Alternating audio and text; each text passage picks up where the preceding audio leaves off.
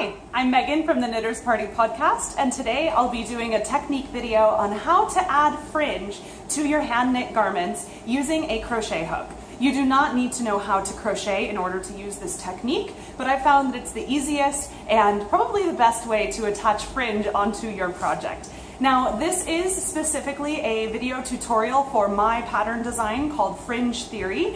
It's a shawl by me, Megan Cheer. You can pick it up on Etsy, Love Knitting, and of course, Ravelry.com. But you can use this technique for really any time that you want to attach fringe onto a hand knit garment.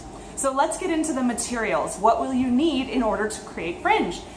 First and foremost, you will need yarn. Definitely use whatever yarn you have used for your project. You will also need a crochet hook. Probably use a size smaller than whatever needle size you use to knit your project. And that will make sure that it can sort of go in between the stitches as easily as possible. You will also need a very sharp pair of scissors. Try to go for something specifically made for yarn, but really any set of sharp scissors will do. And last but not least, you're going to want something flat to wrap your yarn around. Now personally, I am using my trusty knitting needle holder, but you can use anything really. A piece of cardboard, maybe a gift bag, even your cell phone, honestly. Just something to wrap your yarn around so that you get strips of yarn that are all the same length. So now that we know all of the materials required, let's get into the tutorial. So here we have a sample knit up of the Fringe Theory shawl by Megan Cheer. Now we already have attached some of the fringe at the end, but we're going to go step by step showing you how to make the fringe and then how to attach the fringe. The first thing you're going to need in order to make the fringe is your extra yarn. Give yourself a small length, and to make the yarn, or to make the fringe, we're going to need our flat item in order to wrap the yarn around. So here I just have my Knit Picks needle case holder, but you can use anything that is fairly rigid and straight. To start, we're going to hold our yarn just at the bottom here and wind it around our flat object. Now you can do this as many times as the pattern calls for, but I recommend doing this in no more than groups of maybe 25 to 50, just because when you have a large number of these wraps on your item, it can be hard to cut the bottom of that. So I am going to stop here for demonstration purposes. The first thing that we're going to do is cut this bottom yarn that is attached to our yarn ball. We are finished creating fringe, so we can go ahead and snip that. The next thing we're going to do, in order to create strips that are all the same length, we're going to cut just the bottom of this grouping of yarn. So take your very sharp scissors, and we'll take just one side of your blade, put it underneath your yarn at the very bottom, and snip. And snip. Do this until all of your strands are thoroughly cut, and then you are finished with this. What you're left with are these strips of yarn that are all about the same length, which is exactly what you need to make your fringe.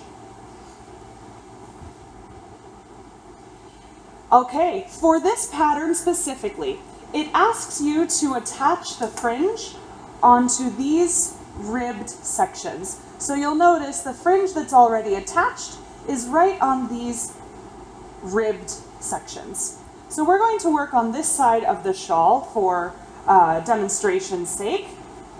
And the way that we're going to start, we always start for this pattern using 2 strips of yarn.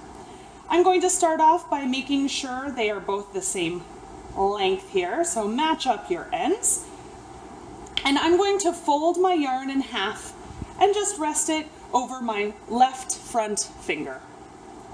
The pattern calls for you to insert your crochet hook from back to front into one of these V stitches. So what that means is we will slide our crochet hook under our knitting, and we want to come back out inside one of these V stitches. So we insert our crochet hook and we poke it through our knit stitch. So we've got our crochet hook inserted from back to front. So now that we have our crochet hook in place, we will take our yarn, fold it in half, which creates a little loop here. We will take the loop and place it onto the crochet hook. So we have our crochet hook in place. We will just pull the loop around the crochet hook and pull the crochet hook from front to back, all the way to the back of our knitting. Just like this. So now our yarn loop is through our knitting.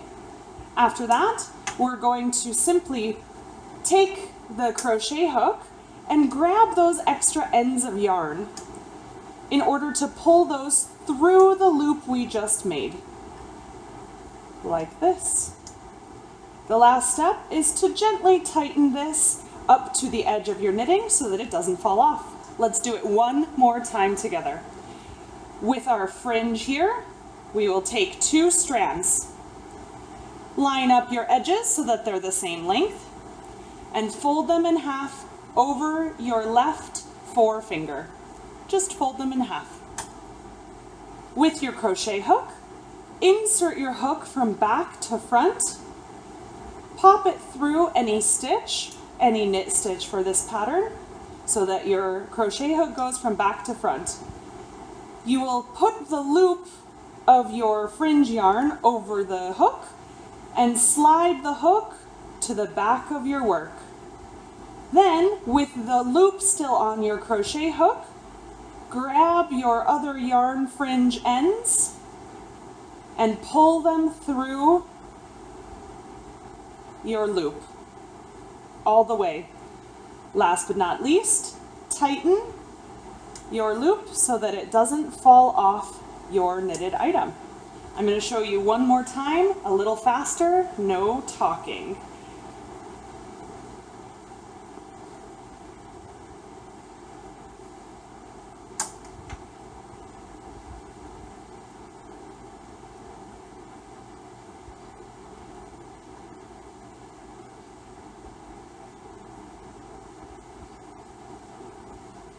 And you have just attached fringe onto your shawl and really made it something special. I hope you've liked this tutorial. If you did, give it a thumbs up. Leave me a comment. Let me know if you have ever attached fringe onto your project in any other way. And if you are interested in picking up this pattern for the Fringe Theory shawl by Megan Cheer, it's available on Ravelry, loveknitting.com, and Etsy.com. Links are in the description box below. Cheers!